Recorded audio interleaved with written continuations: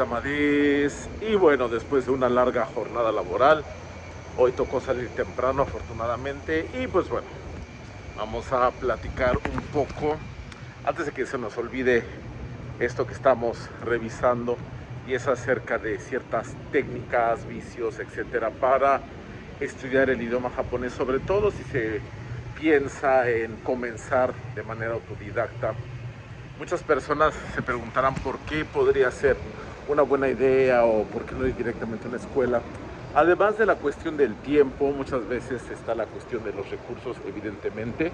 Las escuelas que ofrecen cursos de japonés pues son muchísimo menos que las que ofrecerían, o aquellas que ofrecen cursos de idiomas más solicitados, como lo puede ser el inglés.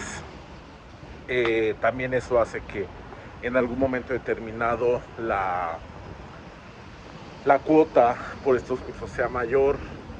Y bueno, incluso las opciones baratas muchas veces tienen la desventaja de tener cierto cupo, por lo cual pues bueno, ahí está la forma, más bien una manera de poder a lo mejor saltarnos, aunque sea uno o dos niveles, y poder acceder a otras clases puede ser una opción. ¿A qué me refiero? Recuerdo que allá en México cierto centro de lenguas extranjeras de cierta universidad que está ahorita en boca de todos tiene su propio centro de lenguas. Es muy barato, pero justamente tiene una altísima demanda, más sería en esta época. ¿Y qué es lo que sucede? Que, por ejemplo, una persona que haya estudiado de manera autodidacta, que pudiese hacer un examen de colocación y pasar, aunque sea al siguiente nivel o dos niveles arriba, podría ser pues una buena opción para acceder al curso sin tener que competir por los lugares iniciales. Entonces podría ser una buena opción. Y bueno, siguiendo con esto, algo que es importante en la parte escrita y un vicio que vi durante muchos años en los que tuve la oportunidad de dar clases a diferentes personas, es lo que tiene que ver con acostumbrarse a escribir directamente en japonés. ¿Qué sucede? Recuerdo que hay mucho material para principiantes escritos directamente en hiragana, katakana y con los kanjis básicos muchas veces. Y bueno, en las clases uno empieza por lo regular, si es un curso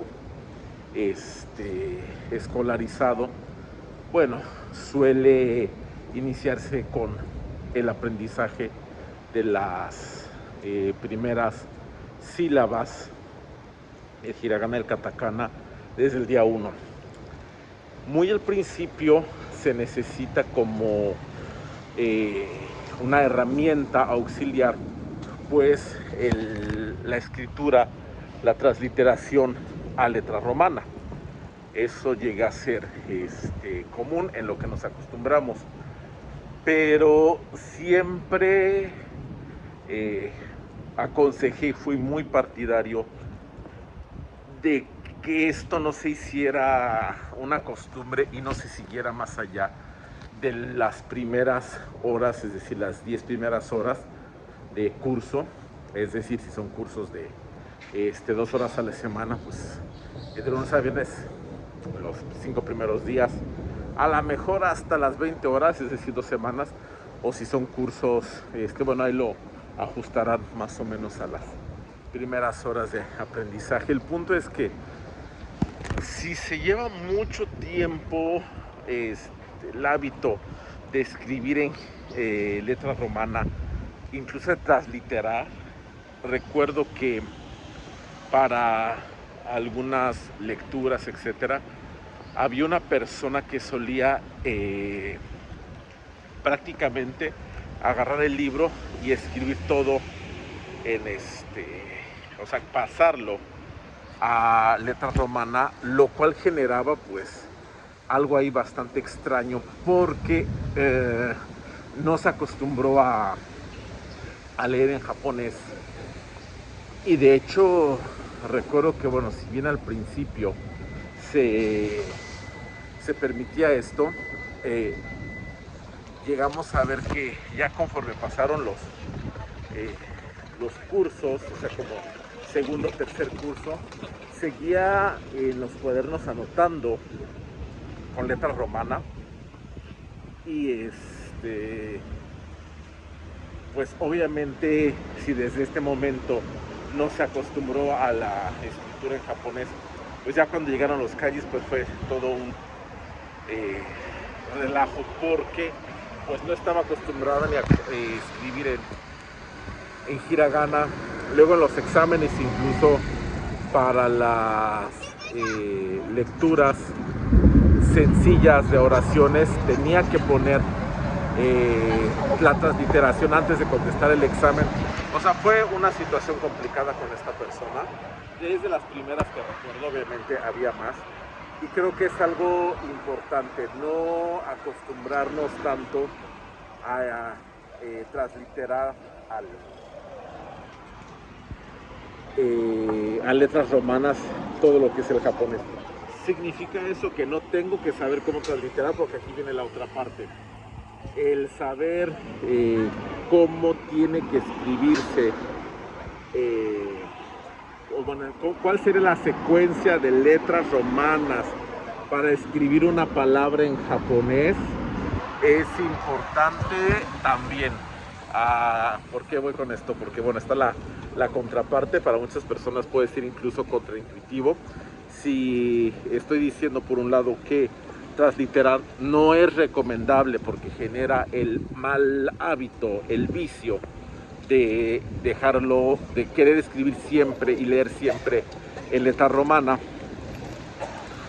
pues quiere decir que no tendría yo por qué aprender cómo se escriben las palabras o cómo se transliteran las sílabas japonesas al alfabeto romano, lo cual también es falso, y también es necesario saberlo. ¿Por qué?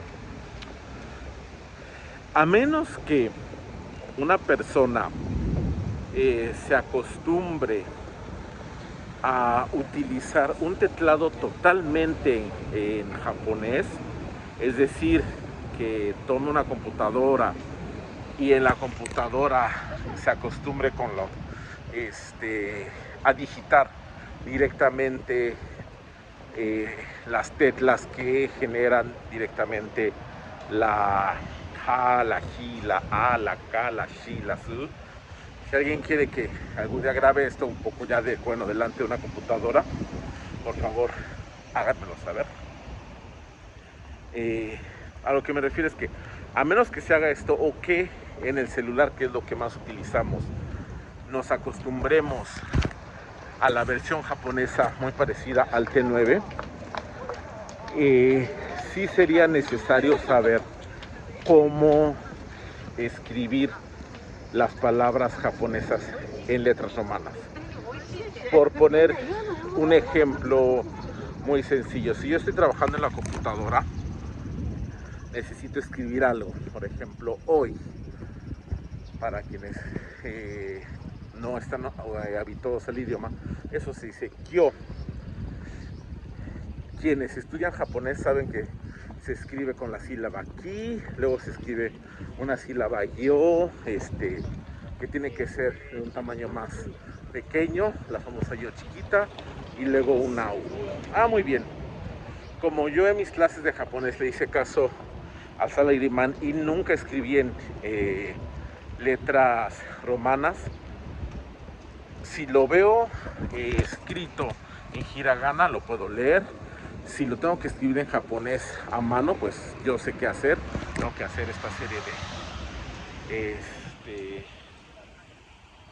de trazos para escribir las sílabas que corresponden. Es más, como soy muy profesional, ya escribo directamente el kanji, ¿no? A mano.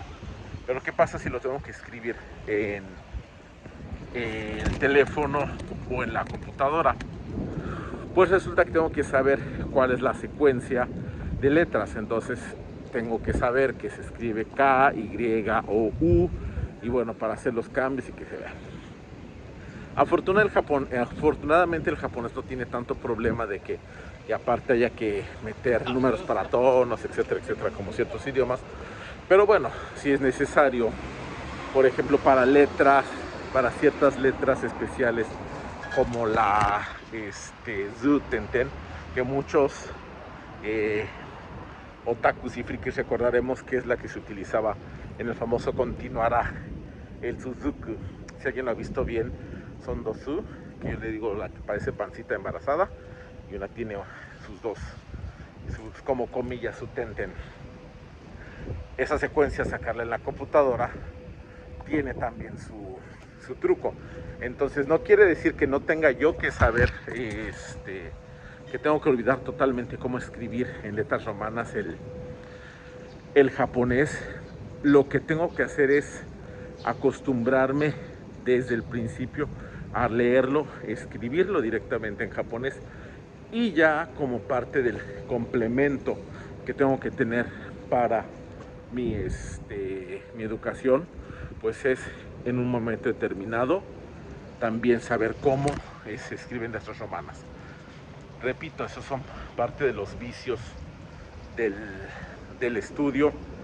Como les platicaba, muchas personas se malacostumbran a escribir todo en letra romana, lo cual, como les digo, no es aconsejable porque es un hábito que ya después es muy difícil de quitar para algunas personas. Se hace lo que se conoce en japonés como un kuse, que es eso, ¿no? Como un vicio, una muletilla, ¿cómo se llaman estos? Como esos tics de, de las personas. Entonces, como complemento a lo que habíamos platicado de iniciar con la parte escrita, está esto, antes de pasar con el resto de habilidades, porque sí merecía su charla aparte. Pero bueno, por el momento eso es todo, y antes de que nos atrape la lluvia, los tenemos que dejar. Como siempre les decimos, si tienen alguna duda, comentario, gokigaru ni goe o kakete kudasai. Mata yoroshiku onegai shimasu.